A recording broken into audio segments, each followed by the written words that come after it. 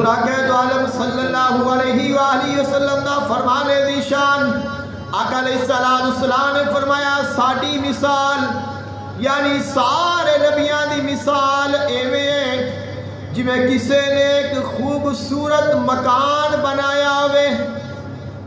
اب وہ مکان بڑا حسین ہے بڑا جمیل ہے نورانی محل ہے سب تو اللہ خوبصورت ہے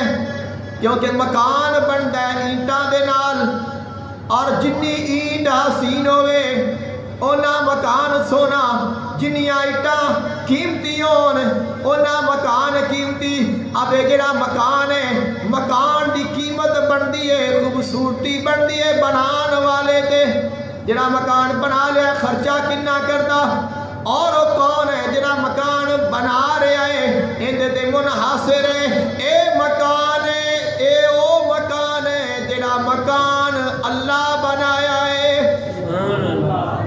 اور دوسرے مکانہ تے اٹھا لگ دیاں نے انہاں تے ٹیلہ لگ دیاں نے انہاں تے اور چیزاں لگ دیاں نے لیکن اے او مکان ہے جس مکان دی ہر اینٹ اللہ نے نبی بنایا ہے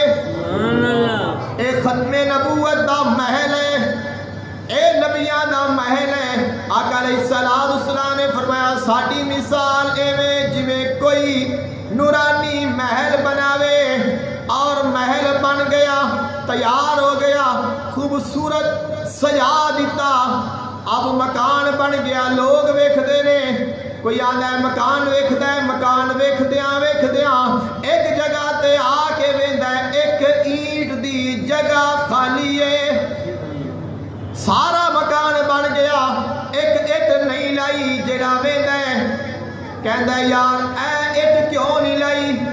پھر کوئی ویندا ہے وہ کہندا ہے اے اٹ کیوں نہیں لائی پھر ویندے نے